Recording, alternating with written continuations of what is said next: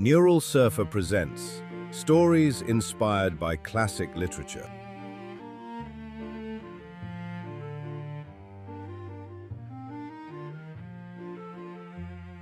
C.S. Lewis, a life educated by longing, tempered by logic, and written in books. Clive Staples Lewis, known to generations by his initials and to his friends simply as Jack, lived one of the most paradoxical literary lives of the 20th century.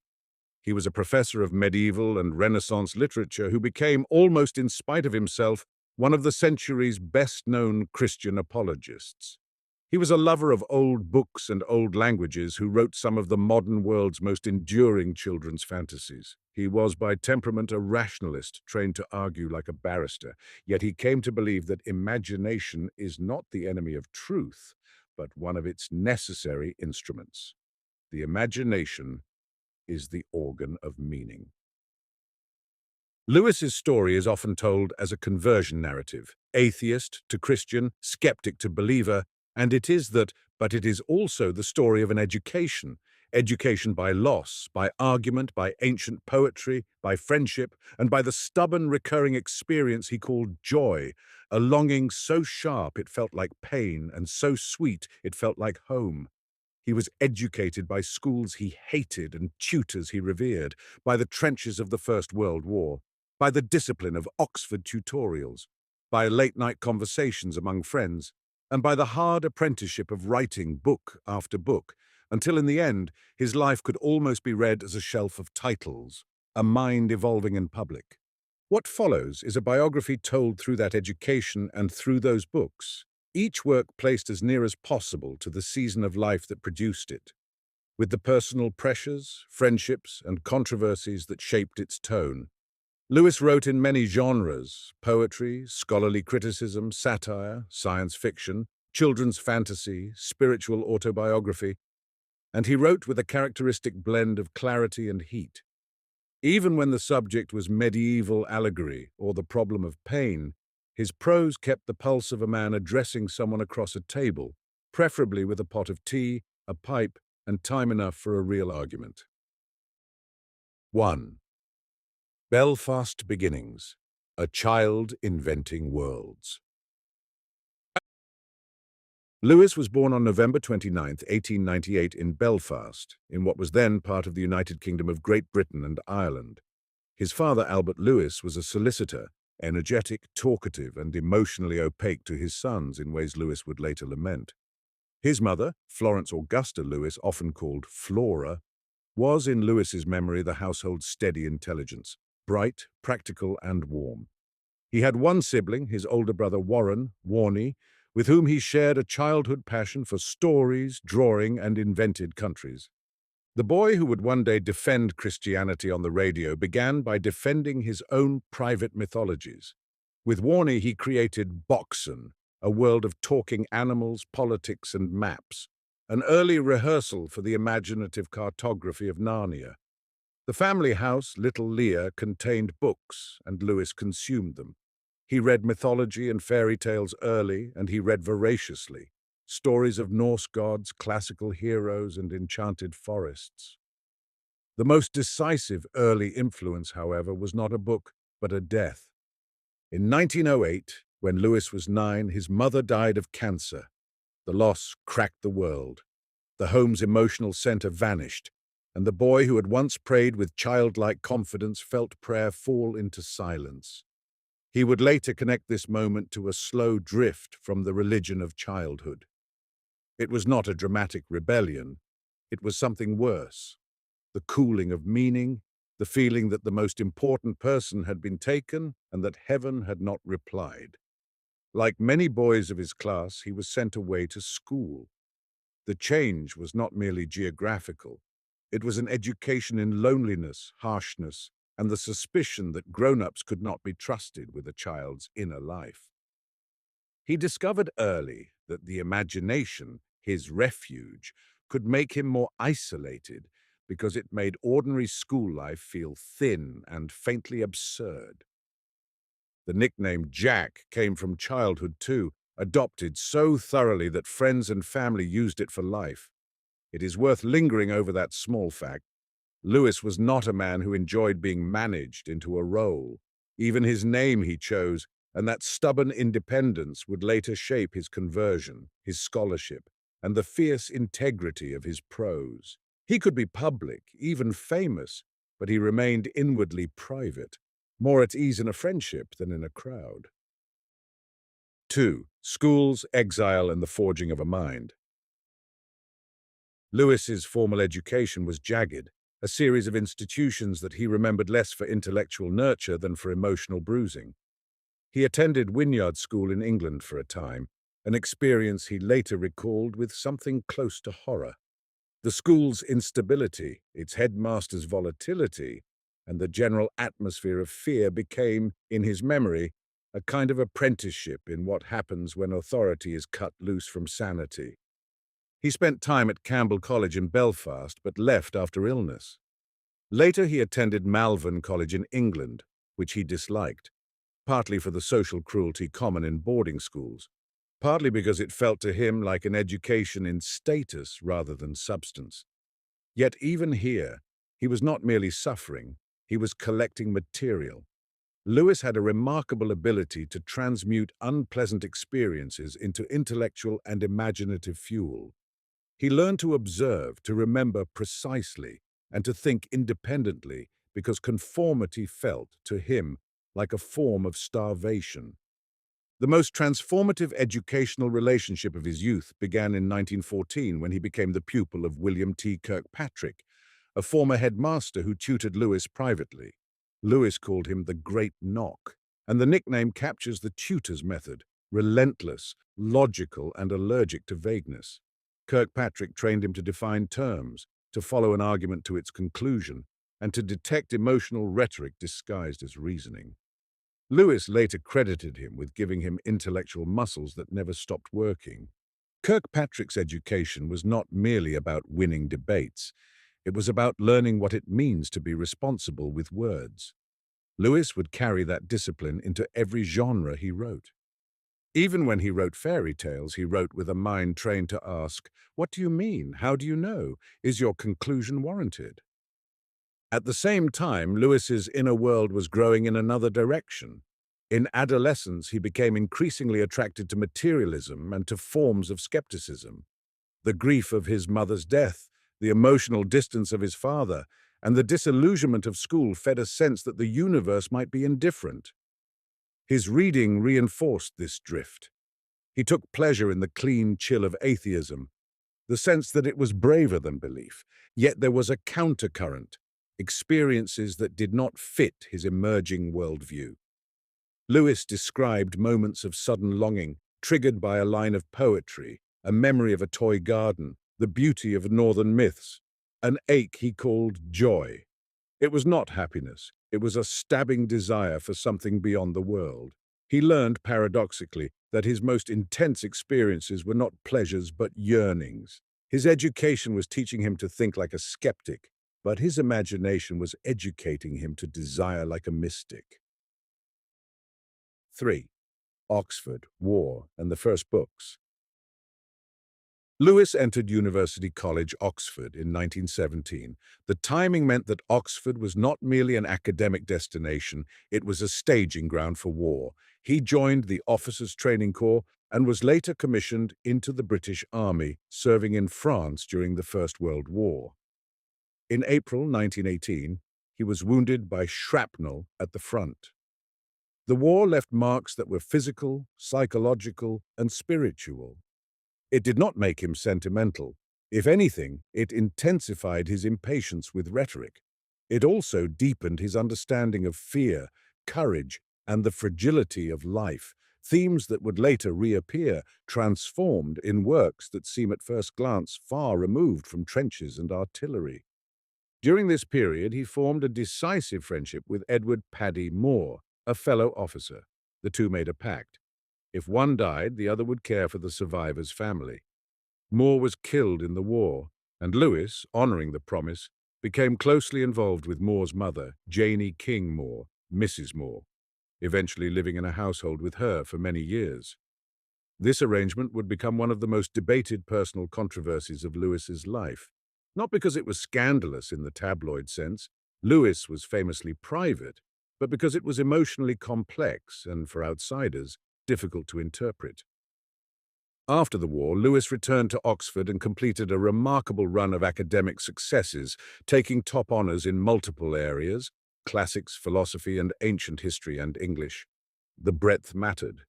He was not only a literary man, but a philosopher-trained logician, not only a medievalist, but a classicist with a mind steeped in ancient texts. His later writing would draw authority from that range. When he wrote about the medieval cosmos or the logic of belief, he was not posturing. He had been trained hard to think across centuries. Spirits in Bondage, 1919. Poetry from a Disenchanted Youth. Lewis's first book, a volume of poems published under the pseudonym Clive Hamilton, emerged from the shadowed emotional weather of his late teens and war years. Spirits in Bondage is filled with disillusion, cosmic complaint, and a young man's sense that the universe is beautiful but pitiless. It is not the Lewis many readers meet first. Here, God, if present at all, is distant or hostile, and the dominant mood is a kind of stoic bitterness. Personal detail matters. Lewis was still in the process of becoming Lewis. This early poetry reveals a mind that loved myth and beauty but suspected they were ultimately cruel tricks. He later looked back on this phase with a mix of embarrassment and tenderness, as if recognizing the boy behind the lines.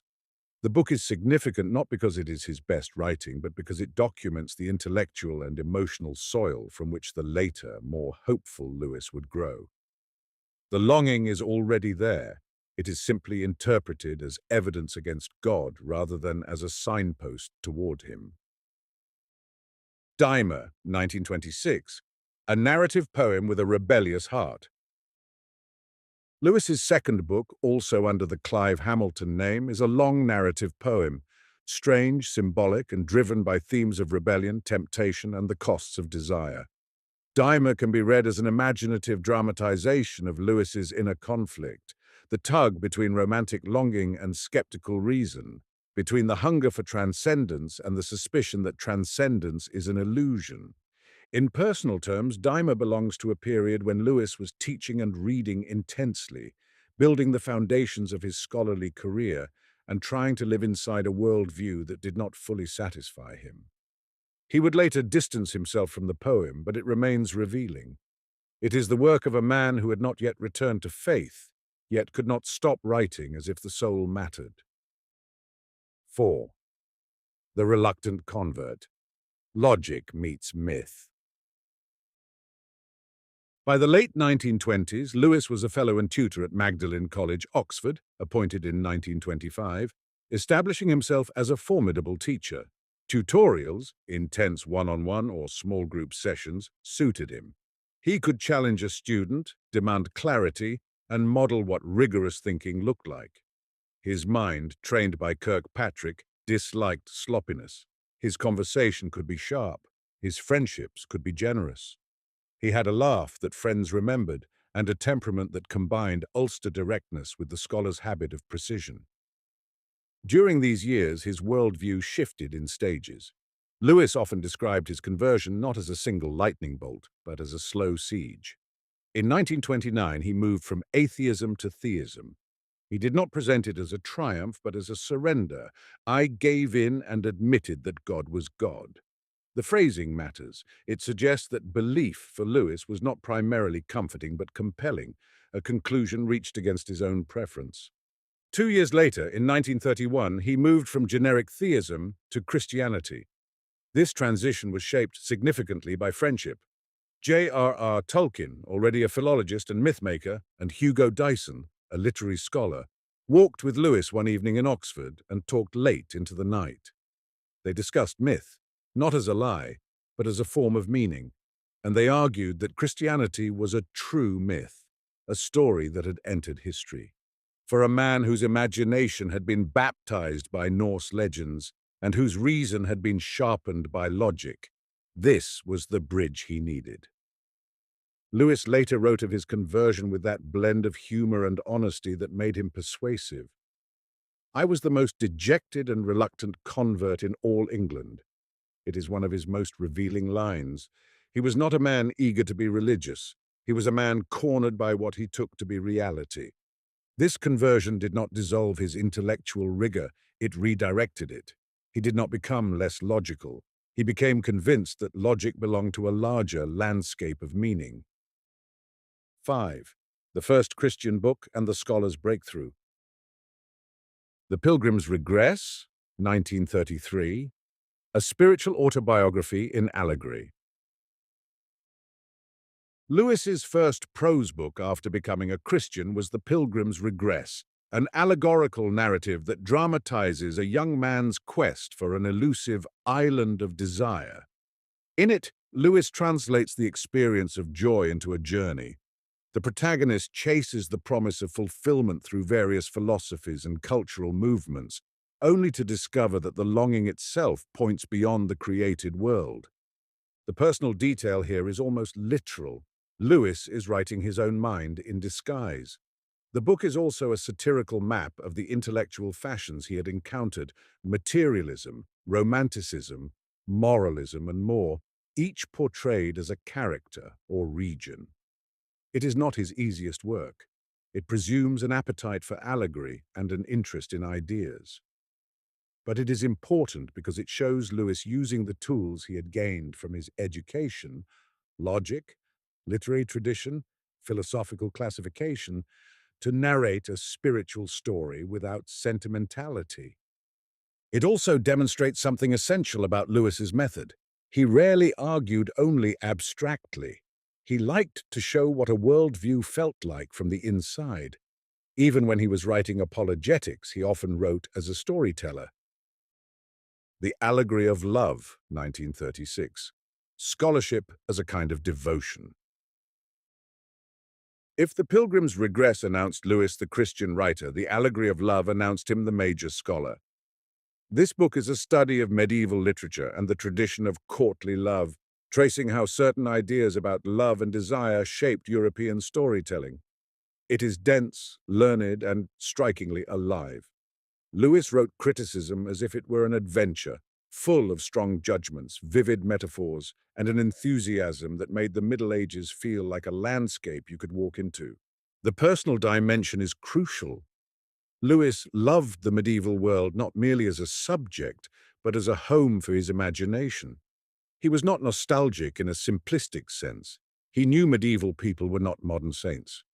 But he felt that pre-modern literature often took reality more seriously than modern realism did. Writing The Allegory of Love also anchored his academic legitimacy. He was not merely a popular religious voice, he was a scholar of genuine stature, and this mattered to him, partly from pride, partly because he believed truth deserved excellence. The success of the book strengthened his confidence that scholarship and faith could coexist without compromise. His education had trained him to love texts. His conversion now trained him to see them in a larger moral and metaphysical frame. 6. Fiction as argument. The Space Trilogy begins.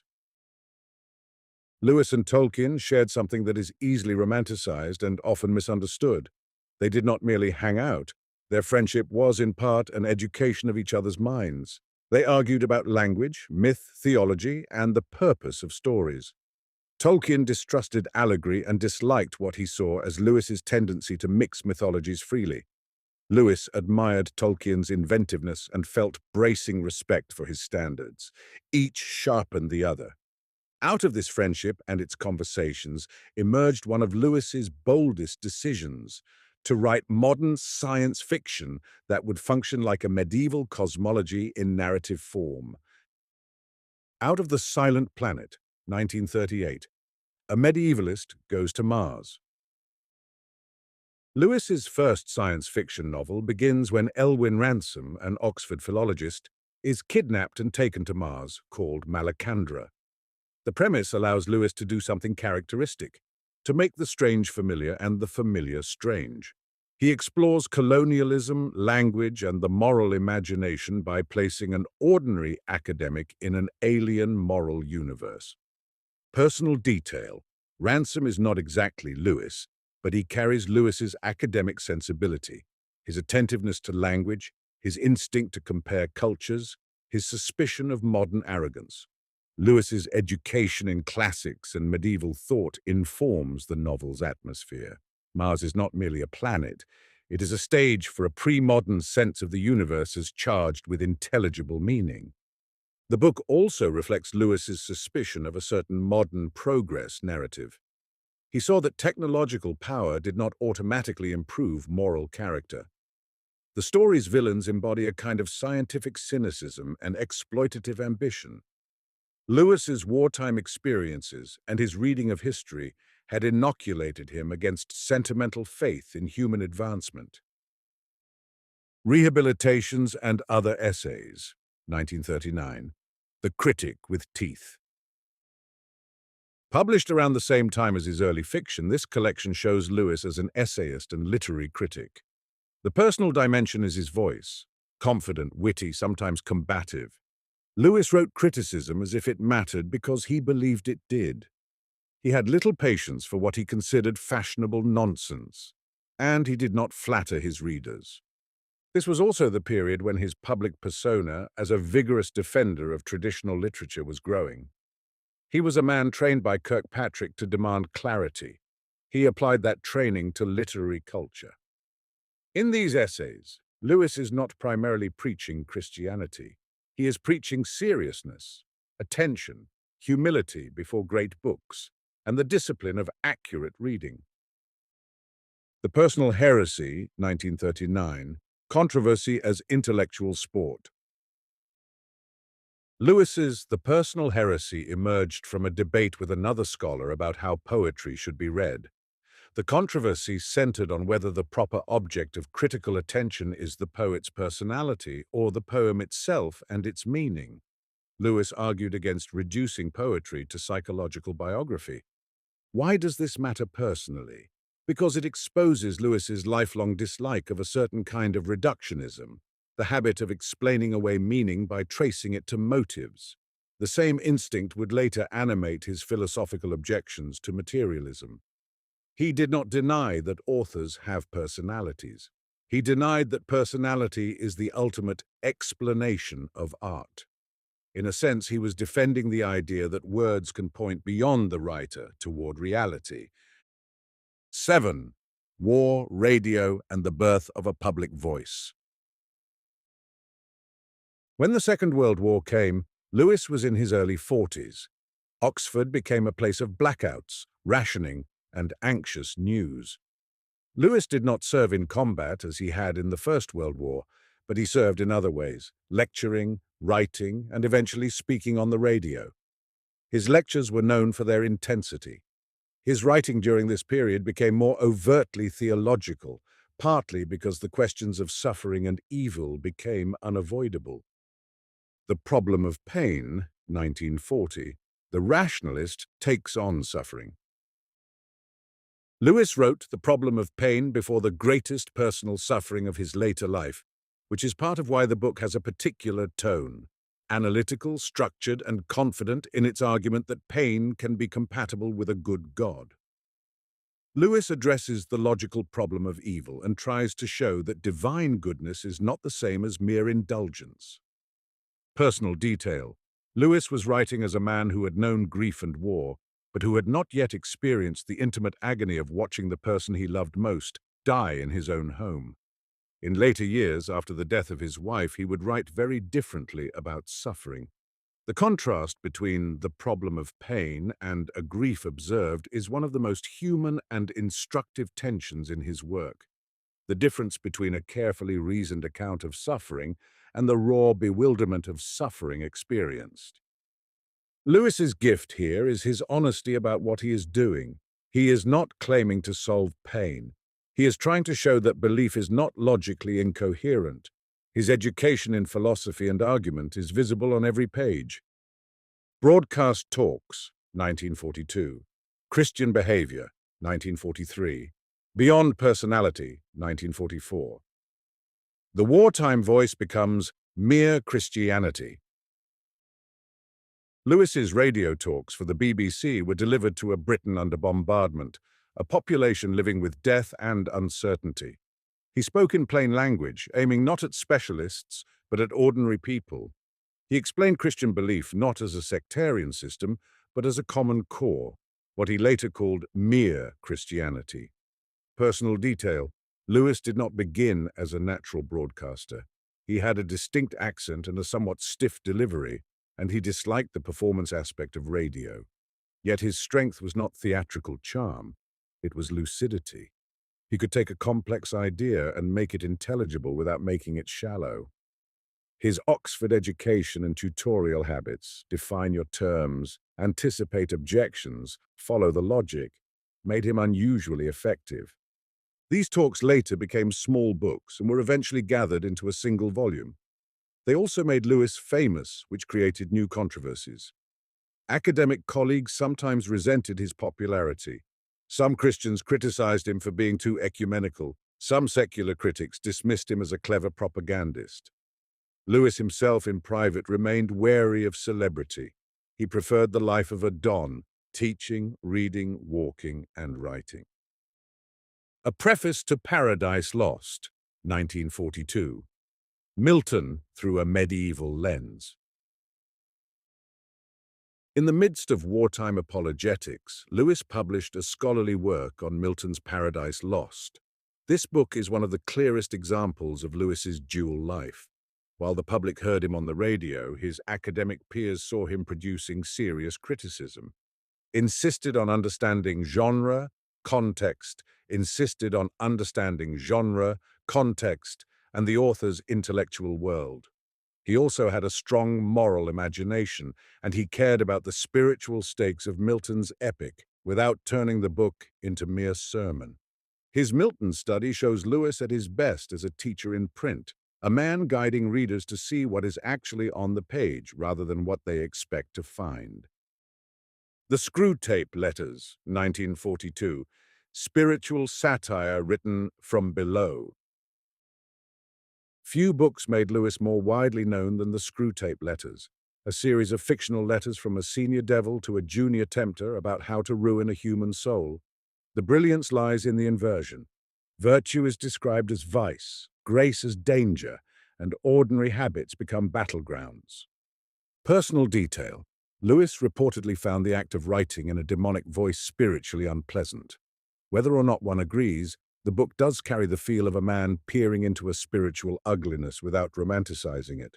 Lewis had a moral realism. He believed evil was not glamorous but petty, bored, and bureaucratic. One of the book's most chilling lines captures that vision. The safest road to hell is the gradual one. This is also a book shaped by Lewis's education in human nature. He had taught generations of young men. He had observed their rationalizations, their anxieties, and their vanity. He had also observed his own. The satire is sharp because it is not merely aimed at other people. It is aimed at the ordinary, incremental self-deceptions that a clever person can practice while still feeling virtuous. The Abolition of Man, 1943. Education as the Battlefield of the Soul. Based on lectures, The Abolition of Man is a short, fierce defense of objective value and moral education. Lewis argues that when education trains students to debunk value judgments as mere feelings, it risks producing what he memorably calls men without chests, people with intellect and appetite, but no properly formed moral and emotional core. Personal detail: Lewis's own education explains this passion. He had been shaped by Kirkpatrick into a rigorous thinker, but he had also been shaped by great literature into a person capable of rightly ordered loves. He did not believe that emotions should rule. He believed they should be trained. The phrase "men without chests" is not merely rhetorical. It is the distilled fear of a teacher watching cultural trends that, in his view, threaten to hollow out moral courage. The controversy around this book is ongoing. Some readers see it as prophetic, others see it as overconfident, or as a conservative polemic against modern education. Either way, it is unmistakably Lewis, lucid, urgent, unwilling to pretend that ideas are harmless.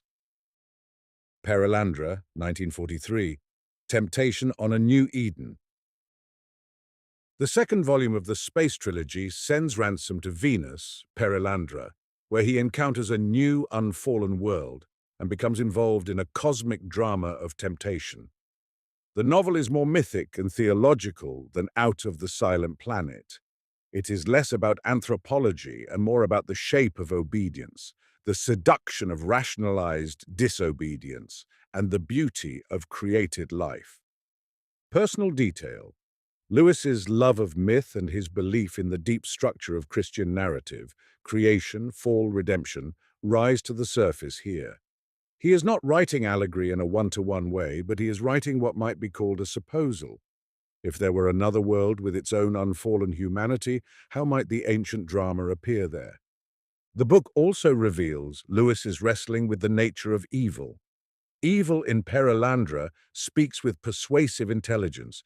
It argues. It is not merely a monster, it is rhetoric. Lewis's education in debate, especially his early atheism, gave him insight into how temptation can sound reasonable. That Hideous Strength, 1945. Dystopia, Bureaucracy, and Spiritual War. The final Space Trilogy book turns toward Earth and toward modernity's darkest possibilities, a technocratic organization, the NICE, seeking power through manipulation, propaganda, and the reshaping of humanity itself. The story is also steeped in Arthurian elements, partly influenced by Lewis's friendship with the writer Charles Williams and by the Inklings' shared love of myth. Personal detail. Lewis was watching the modern world reorganize itself through institutions, propaganda, and scientific management. He feared that a certain kind of scientism could become an excuse for tyranny. In That Hideous Strength, he dramatizes that fear, not as a political pamphlet, but as a spiritual conflict. The war is ultimately about what a human being is. The novel is not universally loved. Some readers find it uneven or ideologically heavy, yet its very awkwardness is revealing. Lewis was attempting to fuse romance, satire, theology, and social critique into a single narrative. The ambition is personal. It is the work of a man trying to say in story what he feared the modern world might become. 8. Friendship as a Workshop. Tolkien, the Inklings, and the Art of Conversation.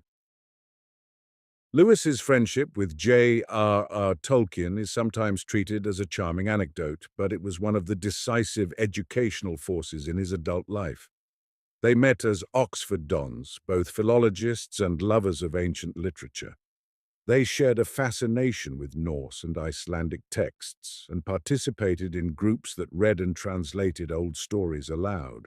They also shared something rarer, a belief that words mattered, that myths mattered, and that the modern world's contempt for old things was often a form of blindness.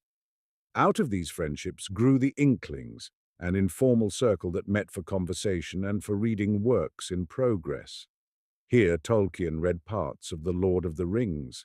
Here Lewis read early chapters of Narnia. The Inklings were not a writing club in the sentimental sense. They were a furnace of critique.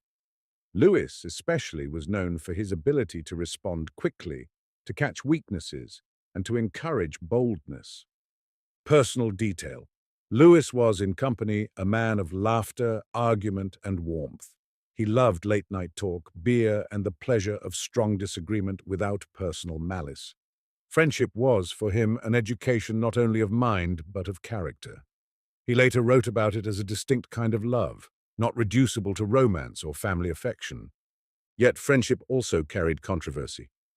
Tolkien sometimes found Lewis too quick, too willing to publish, too prone to mixing mythologies. Lewis sometimes found Tolkien too perfectionist, too slow to finish. The two men admired each other deeply, but their tastes diverged. Over time, their friendship cooled somewhat, though it did not collapse. The story is not a fairy tale of perfect comradeship. It is a human story of affection, disagreement, and different temperaments learning to coexist. 9. Heaven as a Bus Ride. Lewis, the Imaginative Theologian. The Great Divorce, 1945, a dream vision of choice. In The Great Divorce, Lewis imagines a bus ride from a grey, joyless town to the outskirts of heaven. The travelers are offered the chance to become solid and real, but many cling to their resentments, excuses, and self-justifications. The book is both funny and heartbreaking, a parade of human rationalizations shown in stark light. Personal detail. Lewis had spent years listening to people argue, students, colleagues, skeptics, and he understood how cleverly a person can protect a cherished sin. The figures in the book are not monsters. They are ordinary souls refusing joy because joy requires surrender. Lewis's own conversion, his reluctant yielding, gives the book its moral seriousness. He knew what it meant to give up cherished autonomy. The book also reflects his love of earlier literary forms, especially Dante. Lewis had been educated in medieval imagination, and he believed that dream visions and allegorical journeys could sometimes tell the truth more sharply than realism. George MacDonald, an anthology, 1946, acknowledging a spiritual ancestor. Though this is an anthology of another writer's work, Lewis's role, selecting, arranging, and introducing, reveals how deeply George MacDonald shaped him. Lewis once described MacDonald as having baptized his imagination. That influence mattered personally because it helped Lewis see that holiness need not be grim and that the imagination could be a channel for grace. Lewis's introduction is more than editorial. It is a confession of debt. In it, he essentially tells readers, "If you want to understand me, you must know something of the writer who trained my imagination to desire goodness." Miracles, 1947, the argument that sparked a famous confrontation. Miracles is Lewis's sustained argument that belief in the supernatural is not irrational, and that naturalism, the view that reality is nothing but nature and its laws, cannot easily account for reason itself. The book is philosophical, demanding, and central to his apologetic project. Personal detail. Lewis was not content to defend Christianity as emotionally satisfying. He wanted it to be intellectually coherent. His education in logic and philosophy made him unusually capable of engaging skeptics on their own ground.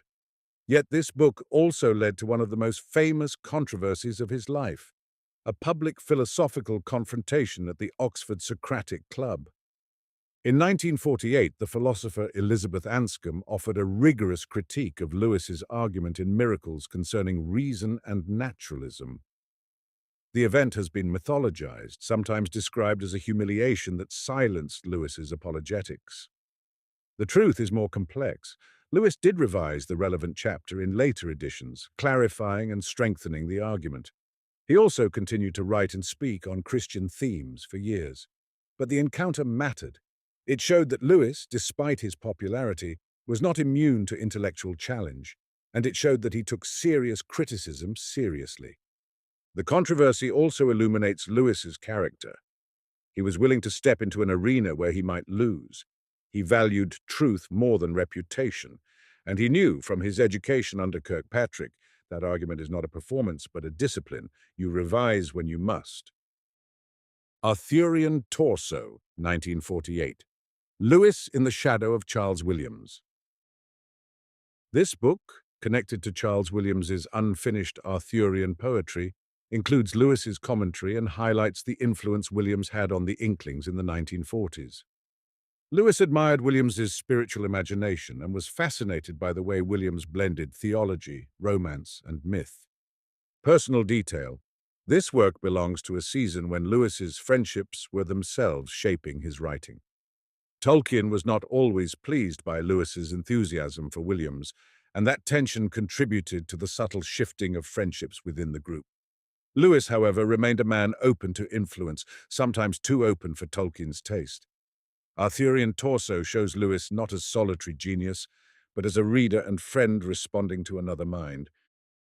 The Weight of Glory, 1949, Longing, Glory, and the Danger of Cheap Comfort. This collection includes sermons and essays in which Lewis addresses the human hunger for significance, beauty, and heaven. His most famous reflections here revolve around desire, how our deepest longings point beyond the world's satisfactions. He warns against being far too easily pleased, and he refuses to reduce Christianity to moral improvement or social convention. Personal detail. Lewis's concept of joy, his lifelong longing, becomes in these writings a theological clue. He is translating a private, recurring experience into a public argument.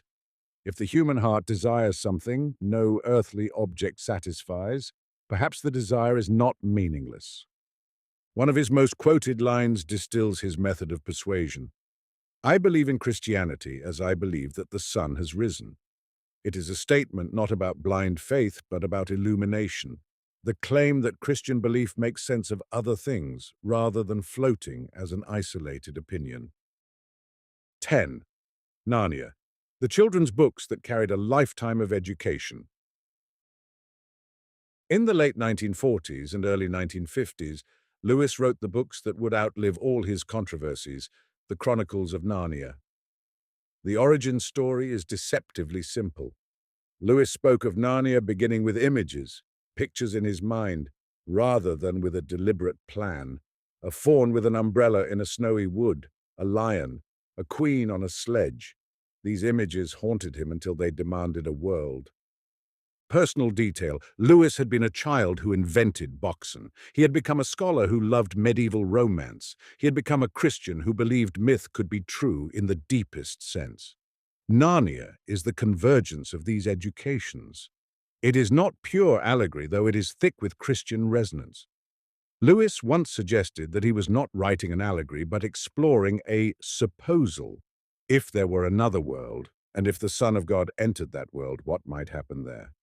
Narnia also reflects Lewis's domestic life. During the war, children were evacuated from cities and sometimes stayed in country homes, including Lewis's home, the Kilns. Living with children reawakened his sense of the child's imagination and the seriousness of children's fears and hopes. He had long believed that children's stories could be honest in a way adult fiction sometimes feared to be.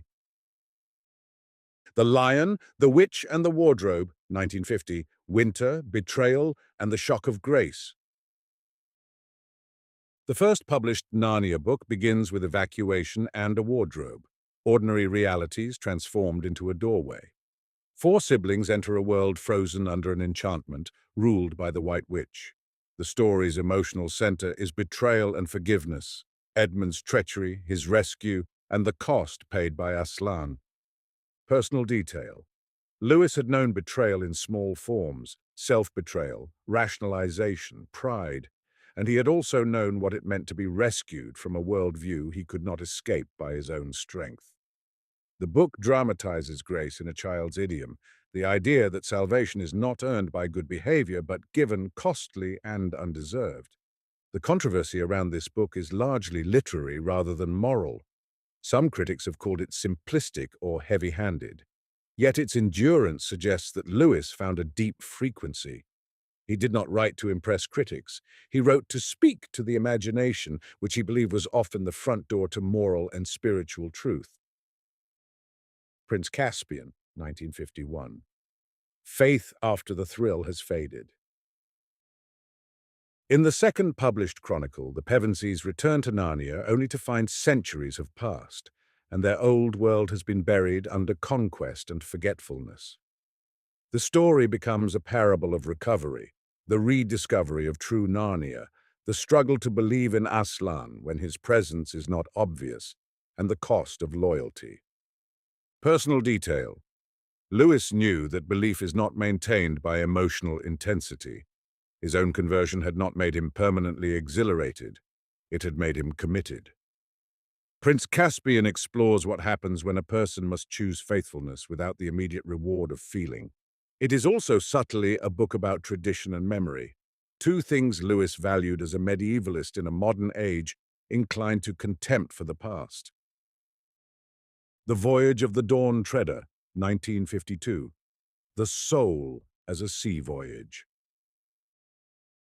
This chronicle has the shape of a quest, a ship sailing east toward Aslan's country, encountering islands that test character. Eustace's transformation, his becoming a dragon and then being undragoned, is one of Lewis's most memorable imaginative portraits of repentance and change. Personal detail. Lewis had a sharp eye for the modern child type Eustace represents, self-satisfied, skeptical, allergic to wonder. Yet Lewis never mocks Eustace without offering hope. The transformation is painful and liberating, suggesting Lewis's own sense that conversion is not mere moral improvement but a kind of recreation. The Sea Journey also reflects Lewis's love of romance literature, voyages, strange islands, moral tests. His education in medieval narrative forms flows naturally into a children's fantasy that does not talk down to children. The Silver Chair, 1953, Underground Lies and the Battle for Memory. Here Lewis sends Jill and Eustace on a rescue mission that leads them beneath the earth. The book's philosophical heart is an argument between enchantment and reality. The witch attempts to persuade the children that the world above is a dream and that Narnia is an illusion. Personal detail. Lewis had lived as an atheist, and he knew what it felt like to interpret transcendence as fantasy. The witch's rhetoric is chilling precisely because it resembles a certain kind of reductionist modern voice, reasonable, dismissive, confident. The children must cling to memory and to the signs they were given. This book also reflects Lewis's educational philosophy. That imagination matters because it trains the soul to recognize truth and to resist enchantment by false stories. The Horse and His Boy, 1954. Identity, Providence, and the Hidden Guide. Set during the reign of the Pevensies, this story follows Shasta, a boy fleeing from the Calormene world into Narnia. The plot includes chase, disguise, and a revelation of providence. The realization that a lion was present at multiple points, guiding and guarding in ways unseen. Personal detail. Lewis's theology of providence is rarely sentimental. He does not depict life as easy. He depicts it as meaningfully guided, even when it feels like chaos. The book's famous revelation, that the lion was behind the frightening moments as well as the comforting ones, echoes Lewis's own retrospective reading of his life. The pain of childhood, the rigors of education, the bewilderments of longing. He came to see them as part of a pattern. This is also one of the Narnia books most often discussed in modern controversies because of its depiction of Calormen and its Oriental atmosphere. Readers debate whether the portrayal relies on stereotypes. Lewis wrote within the imaginative conventions of his era, and the book's reception reflects the way classics can outlast their contexts and face new ethical scrutiny.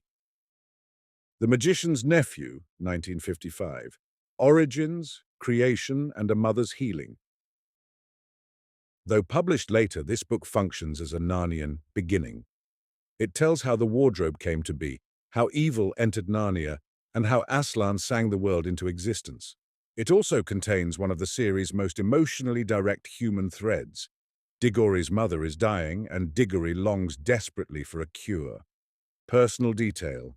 This is where Lewis's biography most clearly bleeds into Narnia. Lewis had lost his mother as a child. He had lived with that absence for decades. Now, writing a story in which a boy confronts the fear of losing his mother, Lewis gives the child what he did not have, a mythic frame in which grief is seen, named, and held within a larger mercy. The creation scene draws on Lewis's love of myth and his belief in the beauty of order. The Singing Lion is not a theological treatise. It is a poetic expression of a world called into being by joy and authority. The Last Battle, 1956. Endings, Judgment, and the Controversial Susan. The final chronicle is apocalyptic, dealing with deception, betrayal, and the end of Narnia.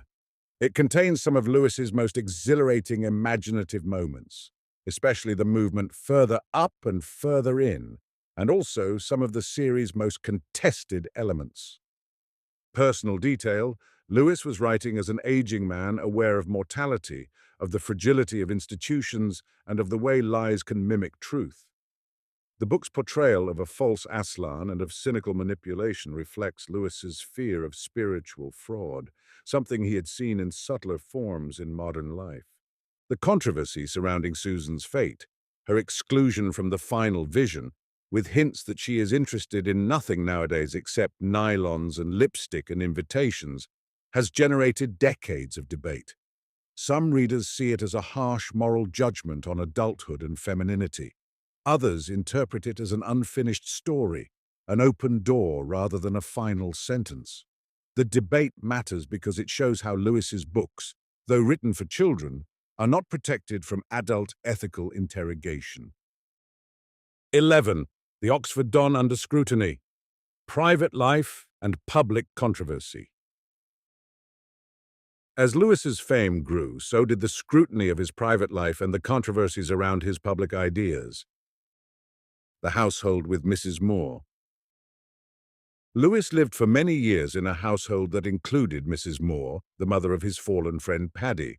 He supported her and maintained a complex domestic arrangement that outsiders found puzzling. Some have speculated about the nature of the relationship. Others have emphasized Lewis's sense of duty and the emotional bonds formed through grief and promise.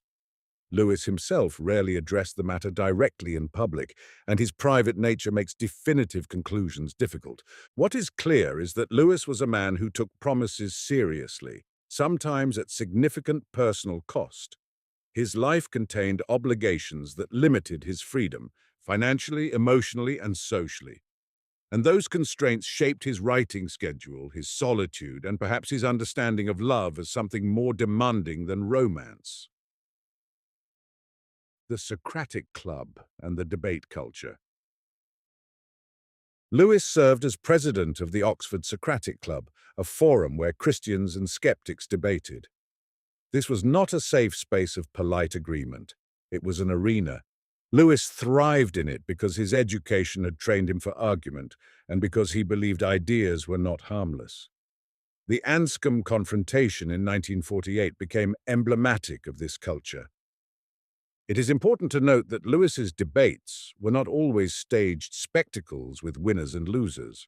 Often they were conversations that exposed the limits of his arguments and forced refinement. Lewis was not an infallible intellect, he was a working one. Accusations of simplistic theology. Even among Christians, Lewis faced criticism. Some theologians thought his work lacked technical precision. Some disliked his refusal to align tightly with any single denominational system. Others objected to his views on topics like hell, atonement, or gender roles. Lewis was aware of these critiques and often responded by insisting he was writing as a layman, aiming to explain rather than to innovate. This stance was itself controversial. Critics could say he was overreaching. Supporters could say he was translating theology for ordinary readers. Lewis's popularity made the tension sharper. If millions listen to a man's religious opinions, theologians will naturally scrutinize him. 12. Midlife scholarship and the autobiography of joy. While Narnia was being published, Lewis continued to produce scholarly work that reflected his education and academic vocation. English Literature in the 16th Century, Excluding Drama, 1954, the heavyweight volume.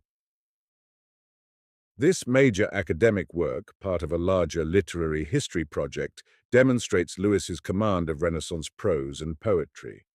It is not a book most casual readers encounter, but it represents a core part of his identity, Lewis as professional scholar. Personal detail. Writing such a volume is a form of endurance. It requires not only knowledge but discipline. Lewis's daily routine, writing in the morning, tutoring and lecturing, reading, and then often social conversation late into the night, made such productivity possible. He wrote quickly compared to many scholars, but he did not write carelessly. His mind had been trained by Kirkpatrick to respect accuracy, and his love of the texts gave him energy. This period also included a major career shift. In 1954, Lewis accepted a chair at Cambridge University, becoming professor of medieval and Renaissance English. He joined Magdalen College, Cambridge, an ironic twist given the similar name to his Oxford College. The move signaled both recognition and relief. Cambridge gave him a new environment, and Oxford's internal politics sometimes resistant to his popularity, were no longer his daily burden. Surprised by Joy, 1955, the autobiography of longing. Toward God. The title is famously Toward God. The title is famously misleading to those who equate joy with cheerfulness. Lewis's joy is a piercing longing, a desire for something beyond. Personal detail. Lewis writes with unusual candor about the emotional landscape behind his intellectual journey. He does not present himself as heroic. He presents himself as stubborn, proud, and reluctant. The famous line about being the most dejected and reluctant convert in all England captures his tone: self-mocking, honest, unwilling to turn his life into propaganda. The book also reflects Lewis's education in narrative and myth. He tells his life not merely as chronology, but as pattern, with joy functioning like a thread that appears, vanishes, and returns. He suggests that what seemed like random stabs of longing were, in retrospect, signposts. 13. The masterpiece he loved most, a myth retold. Till We Have Faces, 1956. Love, Jealousy, and the Divine Silence. Lewis retold the myth of Cupid and Psyche from the viewpoint of Psyche's sister Orual. The result is darker, more psychologically complex, and in many ways more mature than his other fiction. Orual's love is possessive. Her devotion is entangled with envy and fear. The story becomes a meditation on the masks we wear, the lies we tell ourselves, and the long process by which the soul becomes capable of seeing the gods face to face. Personal detail. Lewis regarded this novel as his best work of fiction. That fact is revealing. It suggests that beneath the public image of Lewis as a cheerful storyteller or tidy apologist, there was a writer fascinated by the ambiguity of love and the painful purification of desire. The book resonates with his personal life in several ways. Lewis had lived for years with complicated household affections and obligations. He had experienced intense friendships. He had watched how love can both save and imprison. Orual's voice carries the weight of lived observation, the way a person can sincerely love another and still want to control them. The novel also reflects Lewis's theological maturity. The gods in this story are not tame. Divine silence is not treated as simple cruelty, but as a mystery that forces the soul to confront its own distortions. The Last Battle, 1956, concluding Narnia alongside this darker work. Publishing the final Narnia book in the same year as Till We Have Faces highlights Lewis's range. He could write for children and adults simultaneously, moving between luminous simplicity and dense psychological myth. It also hints at the unity of his project. Whether writing for children or adults, he was writing about desire, truth, deception, and the soul's journey toward reality. 14. Late theological works. Love, Prayer, Language, and the Unsparing Diary of Grief. Lewis's later years produced books that feel increasingly personal, as if the public thinker were allowing more of the private man to show through. Reflections on the Psalms, 1958, Honest Wrestling with Scripture. Lewis approached the Psalms not as a professional theologian, but as a lay reader who loved the Bible and sometimes struggled with it. He admitted difficulties, especially with violent or vindictive passages, and tried to understand them without pretending they were easy. Personal detail. This candor is part of Lewis's charm and part of his controversy. Some readers appreciate the honesty, others find it irreverent. Lewis's educational instinct, explain, analyze, clarify, meets devotional reading here. He refuses to fake piety. He reads like a man who expects truth to withstand questions. The Four Loves, 1960, Affection, Friendship, Eros, and Charity. In this book, Lewis explores different kinds of love: affection, storge, friendship, philia, romantic love, eros, and divine charity, agape. He insists that natural loves can be both glorious and dangerous. They can become idols. They can demand what they should not demand. Personal detail. Lewis's writing on friendship has special poignancy given his life among the Inklings and his deep reliance on male companionship.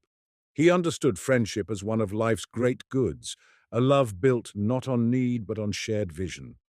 It is also a book shadowed by his own late experience of romantic love, which arrived unexpectedly and transformed him. His moral seriousness keeps him from sentimentalizing love. Love is not merely a feeling, it is a kind of allegiance that must be purified.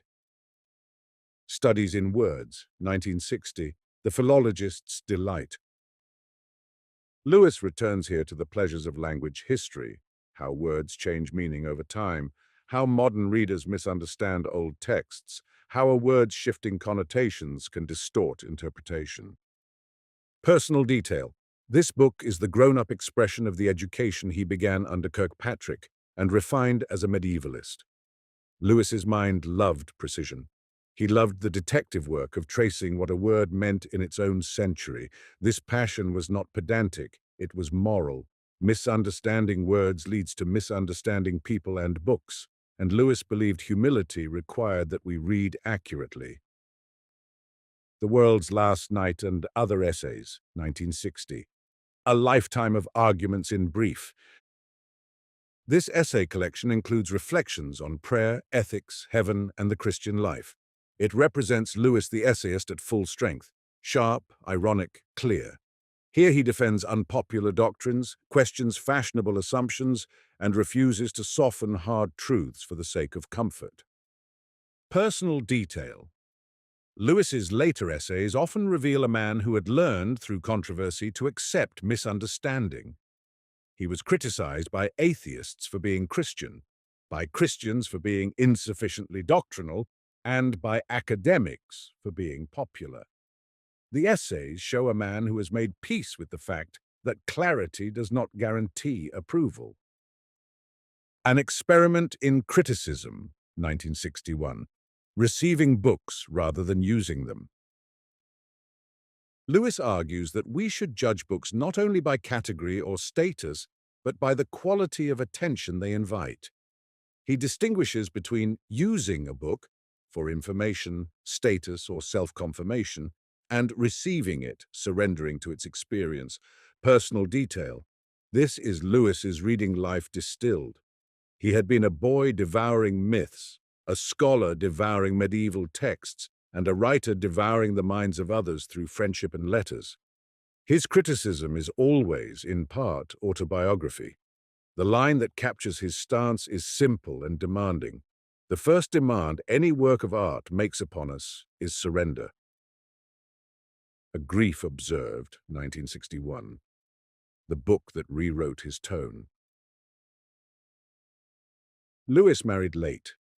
In the 1950s, he met Joy Davidman, an American writer who had been moved by his books and began corresponding with him. Their relationship evolved from friendship into love, and they married, initially in a civil ceremony, later with a Christian blessing, at a time when Joy was seriously ill. For a period she improved, and Lewis experienced a joy he had not expected to have in his life. Then the illness returned. Joy died in 1960. A Grief Observed is Lewis's diary of bereavement, published first under a pseudonym. It is not a polished argument. It is a record of anger, confusion, fear, and the feeling that God has become absent. Lewis does not protect his reputation here. He admits that grief shakes his earlier tidy reasoning. He speaks of faith not as a solved puzzle, but as a struggle. Personal detail. This book is the necessary counterpart to The Problem of Pain. Together they show Lewis at 2 points in the same human education, the man reasoning about suffering and the man suffering. The honesty of A Grief Observed is one of the reasons Lewis remains trustworthy to readers. He does not claim that belief eliminates anguish. He claims that belief can survive it, sometimes barely. 15. The Late Letters and Posthumous Books, A Mind Still Working. Lewis died on November 22, 1963. His death was overshadowed in public attention by the assassination of John F. Kennedy the same day.